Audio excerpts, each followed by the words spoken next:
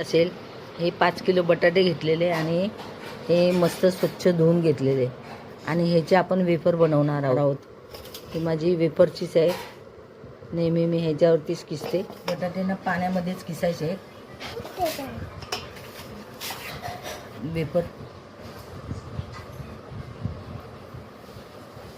तर अशा प्रकारे ना सर्व बटाटे मी हे बघा आपले ना 5 किलोचे बटाटे किसून झालेले पाऊस. हे बघा रात्रभर ना असं झाकून ठेवलेलं. हे बघा बटाटे आपण ह्याच्यामध्ये उकळून घेणार आहोत. 2 चमचे मीठ आहे. आपण हे मीठ टाकणार. हे सगळं ना खळखळून उकळी आली ना मग